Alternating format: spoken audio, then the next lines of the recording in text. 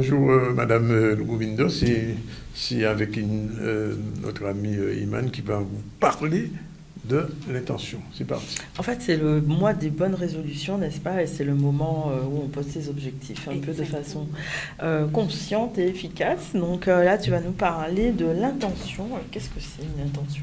Alors, tu sais, en médecine ayurvédique et surtout dans la philosophie indienne, quand on commence quelque chose, quelle que soit cette chose, on va émettre une intention. Donc là, en ce moment, on est en début d'année, donc on commence l'année, on est au mois de janvier, et dans la philosophie indienne, on émet une intention au début de l'année. Donc intention, c'est différent que résolution. Oui, alors dans la philosophie indienne, on parle de sankalpa. Sankalpa, c'est émettre un souhait, émettre une directive. Donc quand on émet une intention, c'est un peu donner à l'univers la directive de là où on souhaite aller, et de laisser les choses se mettre en place. C'est comme un avion qui décolle, il sait exactement là où il doit arriver. Mais il ne sait pas encore quel chemin qu'il va faire parce que sous la route, on ne sait pas qu'est-ce qui nous attend. Donc c'est comme si on disait, cette année, je souhaite arriver à tel objectif. Tandis que quand on émet une résolution, c'est qu'on prend une décision radicale d'un coup, et bien souvent, on se rend compte que les gens n'arrivent pas à tenir. Mais pourquoi?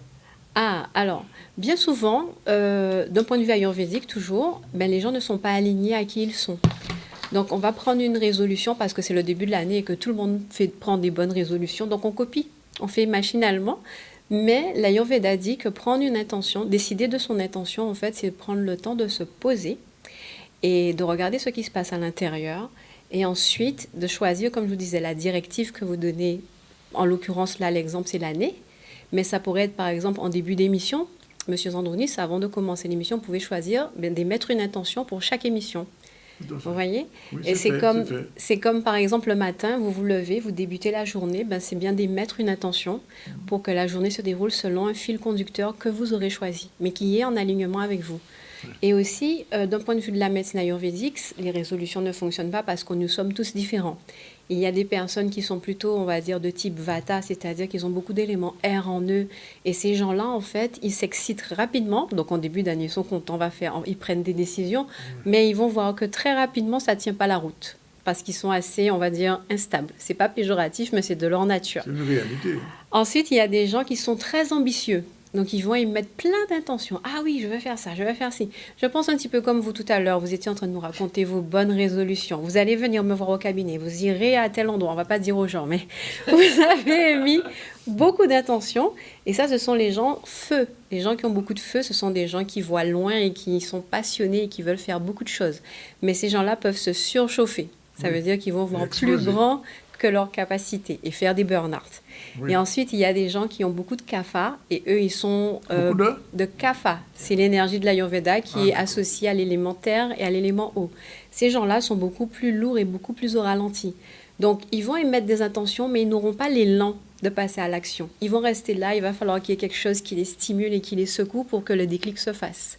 Donc, pour toutes ces raisons, on va voir que les résolutions n'arrivent pas vraiment à tenir parce qu'on est différent et surtout qu'on n'a pas pris le temps de se connecter. Et il y a aussi un autre paramètre que j'aimerais mettre en avant, c'est aussi de suivre le rythme de la nature. Donc, émettre une intention au moment du solstice, par exemple, qui est le début d'un cycle dans l'univers, ça donne beaucoup plus d'impulsion. Émettre une intention au moment de la prochaine nouvelle lune, ça sera dimanche, ça donne beaucoup plus d'impulsion, en fait, à l'intention. Donc, parfois, il ne faut pas juste faire quelque chose parce que tout le monde fait, mais il faut vraiment s'imprégner des énergies intérieures et extérieures qui nous habitent. D'accord. Donc, si je comprends bien, pour poser une intention, il faut connaître son type, un peu quand même. Ça permet de maximiser... Connaître son type, ça peut maximiser, mais c'est surtout être indulgent envers soi-même. Ça veut dire que si vous voyez que vous êtes une personne, vous ne tenez pas, vous vous connaissez au bout d'un moment. En tant qu'adulte, on se connaît. Donc, ce n'est pas avoir d'attente... Vous devriez, plus ou moins. Oui. Mais c'est apprendre. Moi, je trouve que dans notre société, on est très dur avec soi-même. On s'impose beaucoup de choses. Et parfois, ce n'est pas des choses qu'on souhaite réellement. Donc, par exemple, au lieu de s'imposer, oui, j'irai à la salle de sport 3 fois par semaine, on peut juste se donner comme intention, je vais mettre plus de mouvement dans ma vie. Donc, même si on n'arrive pas à aller à la salle tout le temps, mais on se dit, tiens, au lieu de prendre l'ascenseur, je vais monter les escaliers. Au lieu de prendre ma voiture, je vais aller faire les courses à pied. Vous voyez? Donc, en mettant l'intention, on sait que c'est là. Et même si c'est 2 petits pas qu'on fait, ça compte en fait. D'accord. Et donc, est-ce qu'on peut faire des erreurs quand on pose des intentions? Faire des erreurs, ça serait, dans un premier temps, essayer de copier les autres. Donc, c'est se dissocier de qui on est. Moi, ce que je recommande quand on pose des intentions, c'est vraiment prendre quelques minutes pour être avec soi, sans être perturbé. Faire un état des lieux intérieur. Donc, je me sens comme ça aujourd'hui, là, maintenant, et qu'est-ce que je souhaite obtenir durant les mois qui viennent, réaliser, ressentir dans mon corps. Et on pourrait appeler ça une sorte de méditation. Mais moi, ce que j'aime, en fait, pour la réalisation des intentions, c'est d'écrire. Je donne beaucoup d'importance au pouvoir de l'écriture parce que l'écriture va ancrer notre souhait dans la matière et ça commence à lui donner forme. Et le fait d'écrire, le cerveau aussi l'a vu, les yeux l'ont vu, donc ça lui donne un peu plus d'impulsion et là on se dit qu'on peut le faire. Ensuite, vous pouvez accrocher votre intention quelque part et là vos yeux vont tomber dessus régulièrement tout au long de l'année. Ça donne encore la petite impulsion.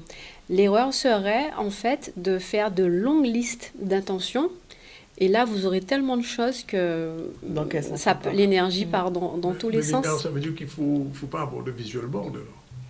Alors, le visual board peut être une autre forme d'intention. Je n'ai pas dit qu'il ne faut pas l'avoir, mais le vision board donne déjà quelque chose de beaucoup plus précis. Tandis que moi, je disais que l'intention, c'est émettre un objectif au loin, mais on ne sait pas par quel chemin on va y arriver.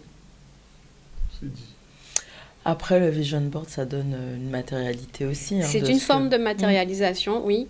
Alors, le vision board, il faut aussi, moi j'encourage surtout d'imprégner son intention dedans. Donc, par exemple, la dernière fois, vous avez parlé de la journée du solstice, où c'était le retour à soi. Donc, les participants de cette journée-là ont eu à colorier un mandala. Mais le coloriage, en fait, était intentionnel. Et ils avaient pour objectif de colorier en émettant l'intention de ce qu'ils avaient choisi pour le nouveau cycle. Donc, ce qui compte du point de vue de la philosophie indienne et de l'Ayurveda, c'est que, quel que soit ce que vous allez faire, c'est l'intention que vous imprégnez dans l'action qui va déterminer la valeur de l'action. Donc, ce n'est pas juste faire des choses mécaniquement, c'est vraiment dire, là, je fais ça avec telle intention. Par exemple, ne serait-ce que manger.